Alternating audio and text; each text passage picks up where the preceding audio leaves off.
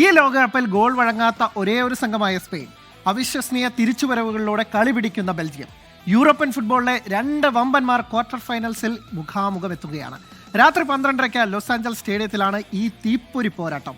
അപ്പോൾ കാത്തിരിക്കുകയല്ലേ 12:30 വേണ്ടി? എന്തായാലും ഒരു ഉശിരൻ പോരാട്ടം തന്നെ നമുക്കിന്ന് പ്രതീക്ഷിക്കാം. രണ്ട് ടീമുകളും യൂറോപ്പിലെ കരുത്തരാണ്, അതുപോലെ തന്നെ ലോക ഫുട്ബോളിലെ അറിയപ്പെടുന്ന രണ്ട് ടീമുകൾ. എന്തായാലും ഇപ്പോൾ അക്ഷയ് മോഹൻ വേൾഡ് കപ്പ് ഡെസ്കിൽ നിന്ന് ചേരുന്നു. അക്ഷയ്, വീണ്ടും സ്വാഗതം. അപ്പോൾ ഈ പറഞ്ഞതിനപ്പുറം ഒന്നുമില്ല, ഒരു തീപ്പൊരി പോരാട്ടം, ബെൽജിയം വേഴ്സസ് സ്പെയിൻ.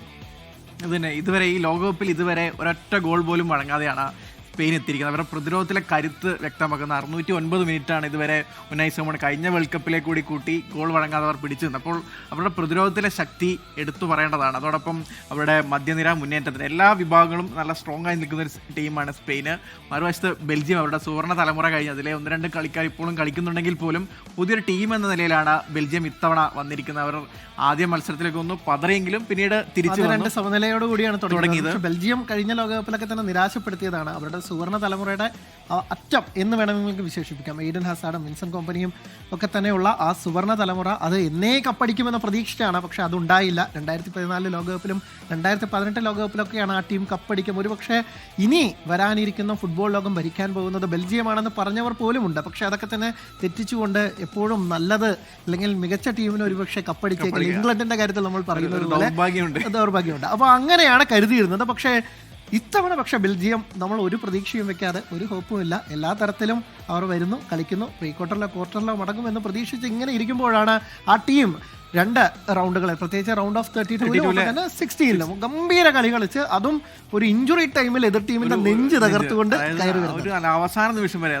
സെനഗലിന് 86 മിനിറ്റ് ശേഷമാണ് ഗോളൊക്കെ തിരിച്ചടിക്കുന്നത്. അപ്പോൾ ആ ഒരു വണ്ടർ സാധനമുണ്ട്. അവസാന മിനിറ്റുകളിൽ പ്രതീക്ഷയൊക്കെ തകർത്ത് നിൽക്കുന്ന സമയത്തൊരു ഉയർത്തെഴുന്നേൽപ്പ്, അത് കണ്ട മത്സരമായിരുന്നു. അതായത് ഈ സുവർണ്ണ തലമുറയുടെ അറ്റം എന്ന് വേണമെങ്കിൽ പറയാം. കെവിൻ ഡി ബ്രൂയനും ലുക്കാക്കും അടക്കമുള്ള വളരെ ചുരുക്കം താരങ്ങൾ മാത്രമാണ് ഇനി ആ പഴയ സുവർണ്ണ തലമുറയിൽ അല്ലെങ്കിൽ ആ ടീമിൽ അവശേഷിക്കുന്നത്. എയ്ഡൻ ഹാസാർഡൊക്കെ തന്നെ കളി നിർത്തിപ്പോയി. വിൻസെന്റ് കോമ്പനിയൊക്കെ തന്നെ വേറെ പരിപാടികളാണ്. അപ്പോൾ കോച്ചല്ലേ, ബയൺ മ്യൂണിക്കിന്റെ കോച്ച്. അപ്പോൾ അങ്ങനെ മറ്റു മേഖലകളിലേക്കൊക്കെ തന്നെ കടന്നു തുടങ്ങിയിട്ടുണ്ട്. അപ്പോൾ അങ്ങനെയുള്ളപ്പോൾ ഇനി ഡിബ്രൂയിനെ സംബന്ധിച്ചിടത്തോളം, ലുക്കാക്കുവിനെ സംബന്ധിച്ചിടത്തോളം ഇനി ഒരു ലോകകപ്പ് ഇല്ല എന്നതാണ് വസ്തുത. അപ്പോൾ അവർക്ക് അവസാന അവസരം അതിൽ ലോകകപ്പ്, ആ വലിയ സുവർണ്ണ നേട്ടത്തിൽ റൂഡി ഗാർഷ്യ എന്ന ഒരു പരിശീലകന്റെ ഒരു ഇമ്പാക്ട് ഉണ്ട്.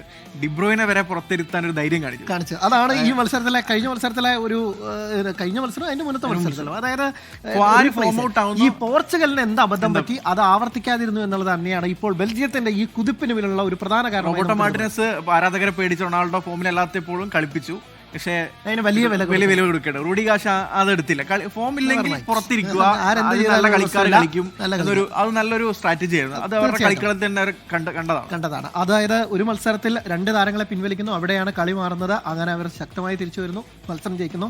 അടുത്ത കളിയിൽ പ്ലേയിങ് ലെവലിൽ പോലും ഇല്ല. ഒരുപക്ഷെ ബെൽജിയത്തിന്റെ ഇപ്പോഴത്തെ അഡ്രസ് എന്ന് പറയുന്നത് അത് കെവിൻ ഡി ബ്രൂയാണ്. ഒരുപക്ഷെ ആ ടീമിലെ ഏറ്റവും അറിയപ്പെടുന്ന താരം.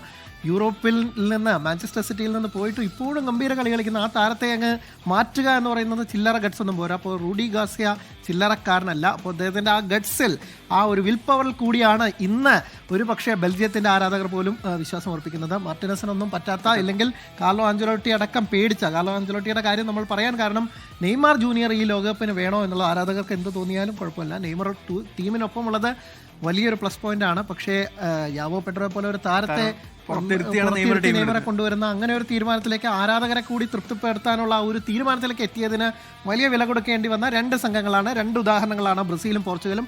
അപ്പോൾ പക്ഷേ റൂഡി ഗാർഷ്യ ചിലക്കാരനല്ല എന്ന് തെളിയിച്ചതായിരുന്നു. സ്പെയിന്റെ കാര്യത്തിലേക്ക് വരേണ്ടത് നമ്മൾ പറഞ്ഞു ബെൽജിയത്തിലേക്ക് പോയി.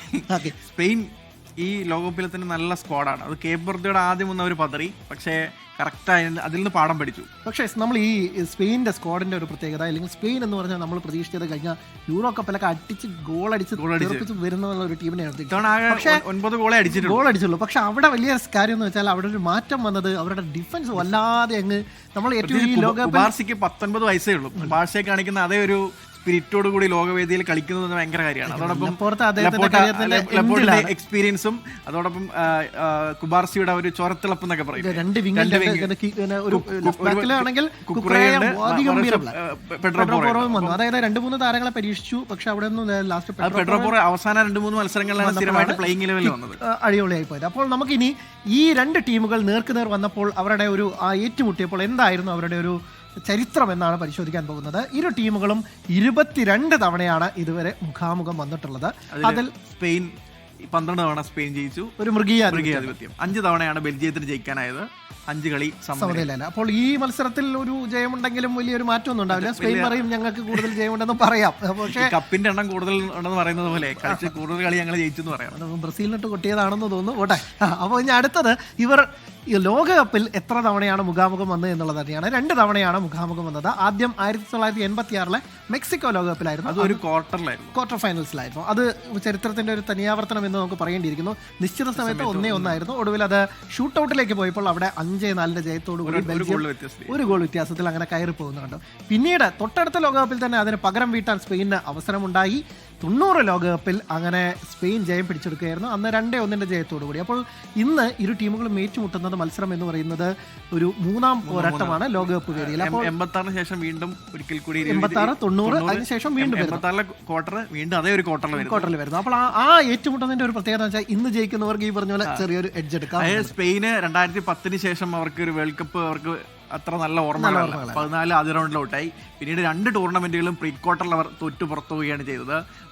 കണക്കെടുത്ത് നോക്കിയാൽ 6 തവണ സ്പെയിനിന് മുമ്പ് ക്വാർട്ടർ കളിച്ചേ 2 തവണ മാത്രമാണ് ആ ക്വാർട്ടർ ജയിച്ചവർക്ക് സെമിയിലേക്ക് പോകാൻ കഴിഞ്ഞത്. ഈ ടീമുകളുടെ എന്താണ് ഇവരുടെ പ്രകടനം എന്നുകൂടി നമുക്ക് എളുപ്പം പോകേണ്ടതുണ്ട്. കുറച്ച് ഗ്രാഫിക്കൽ കണ്ടന്റിലൂടെ നമുക്കത് പ്രേക്ഷകർക്ക് കൊടുക്കാമെന്ന് വിചാരിക്കുന്നു.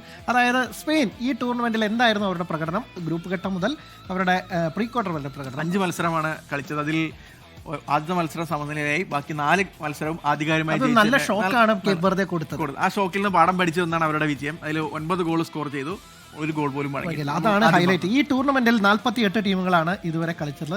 ആ 48 ടീമുകളിൽ ഗോൾ വഴങ്ങാത്ത ഒരേ ഒരു ടീം അത് തന്ത്രങ്ങളാണ്. ഫ്യുവന്റെ ശരിക്കും പറഞ്ഞാൽ അറിയപ്പെടുന്നത് ഓൾ ഔട്ട് അറ്റാക്കിന്റെ ആശാനാണ്. പക്ഷേ ഈ ടൂർണമെന്റിൽ ഒരുപക്ഷെ ഇത്രയും ഡിഫൻസീവ് ക്വാളിറ്റി കാണിക്കുന്നത് ആശാന്റെ തന്ത്രങ്ങൾക്കൊപ്പം തന്നെ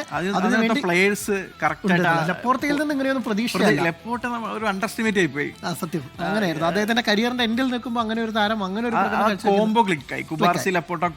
ഓക്കെ എന്തായാലും അതായിരുന്നു. അപ്പോൾ ഇനി അവരുടെ അടുത്ത റൗണ്ടിലെ പ്രകടനം എങ്ങനെയാണെന്ന് നോക്കാം. അതായത് ഗ്രൂപ്പ് റൗണ്ടിൽ അവർ കേപ്പ് വെർദെയോട് സമനിലയോട് കൂടിയാണ് തുടങ്ങിയത്. 0-0 ഒറ്റയ്ക്ക് അടിച്ച് നിർത്തിയത്. അതായത് 800 പാസ് ഇട്ടിട്ട് ഒരു ഗോൾ പോലും അടിക്കാൻ പറ്റാത്തത് വലിയ നാണക്കേടാണ് അവർക്കുണ്ടാക്കിയത്. പക്ഷേ രണ്ടാമത്തെ മത്സരത്തിൽ അവർ തിരിച്ചു വരുന്ന കാഴ്ചയാണ് കണ്ടത്. അപ്പോൾ പിന്നീട് അതിനുശേഷം ഇപ്പോൾ നമ്മൾ കാണുന്നത് ബെൽജിയത്തിന്റെ പ്രകടനമാണ് കേട്ടോ. അതായത് ബെൽജിയം എങ്ങനെയാണ് ഗ്രൂപ്പ് ഘട്ടത്തിൽ അവരുടെ പെർഫോമൻസ് ഉണ്ടായിരുന്നു. അവർ ഈജിപ്തിനെതിരെയാണ് തുടങ്ങിയത്. 1-1 സമനില, തിരിച്ചടിക്കുന്നു. രണ്ടാം മത്സരത്തിൽ ഇറാനെതിരെ 0-0 സമനിലയായി. അതാണ് പറഞ്ഞത്. അതിനുശേഷമാണ് അവരുടെ ഒരു തിരിച്ചുവരവ്.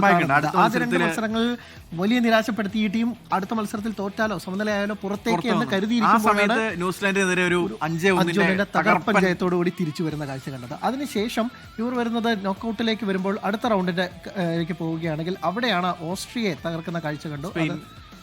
അത് സെനഗലിനെതിരായ മത്സരമായിരുന്നു. സെനഗലിനെ അവർ ഒരു 3-2 ഗോളിന് പുറകിൽ നിൽക്കുന്നു. അതിനുശേഷം 3 ഗോൾ അടിച്ചുകൊണ്ട് ഒരു തകർപ്പൻ ഒരു കമ്പ ഈ ലോകകപ്പിലെ തന്നെ ഏറ്റവും മികച്ച മത്സരങ്ങളിൽ ഒന്നായിരുന്നു അത്. അതായത് അതുവരെയുള്ളതിൽ അർജന്റീന പറയേണ്ടിയിരിക്കുന്നു. ഓക്കെ, അപ്പൊ അടുത്ത റൗണ്ടിലേക്ക് പോകുമ്പോൾ എങ്ങനെയായിരുന്നു ബെൽജിയത്തിന്റെ അടുത്ത റൗണ്ടിലെ പോരാട്ടം എന്നാണ് ഇനി നോക്കേണ്ടത്. ബെൽജിയം അവസാന മത്സരത്തിൽ അമേരിക്കയെ ശരിക്കും ബെൽജിയത്തിന്റെ സ്ട്രെങ്ത് അല്ലെങ്കിൽ ബെൽജിയം എന്താണെന്ന് കാണിച്ചു കൊടുക്കും. പ്രത്യേകിച്ച് തോൽപ്പിക്കേണ്ടി വന്നത് ആതിഥേയരായ അവരുടെ കാണികളെ കൂടിയായിരുന്നു. ട്രംപിനെ തോൽപ്പിച്ചു അങ്ങനെ പറയുന്നത്. പണ്ടത്തെ ഹിറ്റ്ലറോട് ഒളിമ്പിക്സിന് നേടിയ ആ ജയത്തോടൊക്കെയായിരുന്നു ജെസ്സി ഓവൻസിന്റെ. അപ്പോൾ അതിന് തുല്യമായ ഒരു പ്രകടനം. കാരണം വെച്ചാൽ കളം അവരുടെ, കാണികൾ അവരുടെ, പിന്നെ ഫിഫയ്ക്ക് മുകളിൽ നിൽക്കുന്ന ഞാൻ പറഞ്ഞ എല്ലാം നടക്കുന്നു വിചാരിക്കുന്ന ട്രംപ്, അങ്ങനെ എല്ലാ സാധനങ്ങളെയും അടിച്ചു വീഴ്ത്തുന്ന ബെൽജിയം. ആ ലോകം മൊത്തം ട്രംപിനെതിരായിട്ടുള്ള ആളുകൾ മൊത്തം ഒരുപക്ഷെ ബെൽജിയത്തിന് പിന്നിൽ അണിനിരുന്ന മത്സരം എന്ന് പറയേണ്ടിയിരിക്കുന്നു. അങ്ങനെ ഒരു ഗംഭീര ജയം, 4-1 ജയത്തോടു കൂടിയായിരുന്നു അവർ വന്നത്. ഇനി നമ്മൾ പോകുന്നത് സ്പെയിൻ്റെ പ്രകടനം എങ്ങനെയാണെന്ന് നോക്കിയാലോ എന്നുള്ളതാണ്. സ്പെയിൻ എങ്ങനെയായിരുന്നു ഈ ടൂർണമെന്റിൽ കളിച്ചത്? അവരുടെ ആദ്യം തുടക്കം മുതൽ എങ്ങനെയായിരുന്നു കേബർദയെ കുറിച്ച് നമ്മൾ പറഞ്ഞു. കേബർദയോട് സമനില നേടി. രണ്ടാമത്തെ മത്സരത്തില് വലിയ വിജയം ഇറാഖിനെതിരെ സൗദി അറേബ്യ 4 ഗോള്. അത് ഒയർ സബാല് കഴിഞ്ഞ മത്സരത്തിൽ നിരാശപ്പെടുത്തി. കേബർദയ്ക്ക് 30 മിനിറ്റിൽ ഒരു ബോൾ പോലും ടച്ച് ചെയ്യാൻ സാധിക്കാത്ത ഒയർ സബാൽ ഇരട്ട ഗോൾ നേടി. ലെമിൻ യമാൽ ലോകകപ്പിൽ ആദ്യ ഗോൾ നേടി. അങ്ങനെ സമഗ്രമായൊരു സ്പെയിന്റെ അടുത്ത മത്സരത്തിൽ 2 മുൻ ലോക ചാമ്പ്യന്മാർ ഏറ്റുമുട്ടിയ ആ മത്സരം 1-0 ജയിക്കുന്നു. അത് പക്ഷേ അത് മതിയായിരുന്നു എന്ന് ചോദിക്കുന്നുണ്ട്. അടുത്ത കളി തന്നെ പരിഹാരമായി. ഓസ്ട്രിയക്കെതിരെ 3-0 നല്ലൊരു അത് ഒരു പക്ഷേ സ്പെയിന്റെ കരുത്ത് ലെമിൻ യമാൽ ഗോൾ അടിച്ചില്ലെങ്കിലും തകർപ്പനൊരു കളി, പ്രത്യേകിച്ച് അർജന്റീനയെ പിടിച്ചു കിട്ടി അവരുടെ ഒരു വലിയ രീതിയിൽ ഗെയിമിനൊക്കെ അതിലേക്കൂടെ വന്ന ആ ടീമിനെ അന്ന് പിടിച്ചു കിട്ടിയത്. വലിയ തരത്തിൽ സ്പെയിന്റെ ക്വാളിറ്റി എന്താണ് സ്പെയിൻ എന്ന് കാണിച്ചത്. അടുത്ത മത്സരം അതാണ് സ്പെയിന്റെ കളി മോശമായിരുന്നു. സ്പെയിന്റെ കളി മോശമായിരുന്നു. പോർച്ചുഗൽ കൂടുതൽ മോശമായി കളിച്ചത് പോർച്ചുഗലായിരുന്നു. അതുകൊണ്ട് സ്പെയിൻ കയറി കിട്ടിയ ഒരു അവസരത്തിൽ അത് അതൊരു ഓപ്പൺ ചാൻസ് ഒക്കെ കിട്ടിയിട്ട് ഗോൾ അടിക്കാൻ പറ്റിയില്ല. പക്ഷേ ആ മത്സരത്തിൽ ഒരു പക്ഷേ ഈ 2 ടീമുകളും ശ്രമിച്ചിട്ടുണ്ടായിരുന്നത് അവസാനം വരെ പിടിച്ചു നിൽക്കാൻ 120 മിനിറ്റ് ഇല്ലെങ്കിൽ പെനാൽറ്റിയിലേക്ക് പോകട്ടെ. 2 ടീമും ഒരു അറ്റാക്കിനോ ഇല്ലെങ്കിൽ വലിയ രീതിയിൽ റിസ്ക് എടുക്കാൻ നേരാതെ ആരാധകർ പ്രതീക്ഷ അതിന് തൊട്ട് മുന്നേയുള്ള 2 മത്സരങ്ങൾ ഗംഭീര മത്സരമായി വന്നപ്പോൾ, പ്രീ ക്വാർട്ടറിലെ മത്സരം ഗംഭീരമായി വന്നപ്പോൾ അടുത്ത റൗണ്ടിൽ കലക്കനായി കളിച്ചു കയറാന്ന് പറഞ്ഞ് നിൽക്കുന്ന ഘട്ടത്തിലാണ് ഇത് നശിപ്പിച്ച് കൈ കൊടുത്തത്. പക്ഷേ ഒറ്റ ഗോൾ മൈക്കൽ മൊറേനോ അല്ലെങ്കിൽ അദ്ദേഹം ഗോൾ അടിച്ച് കളി ജയിച്ചു. അപ്പോൾ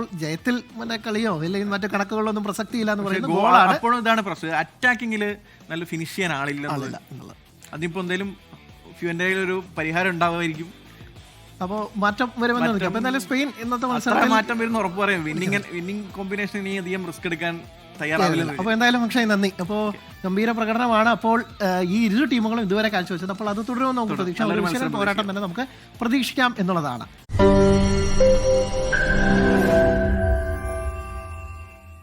ലോകത്തെവിടെയായാലും ഏത് സമയത്തും 24 വാർത്തകളും ഓഗ്മെന്റഡ് റിയാലിറ്റി പാക്കേജുകളും എക്സ്പ്ലെയിനറുകളും വിശദമായി കാണാൻ ഞങ്ങളുടെ യൂട്യൂബ് ചാനൽ നിങ്ങൾക്ക് സബ്സ്ക്രൈബ് ചെയ്യാം.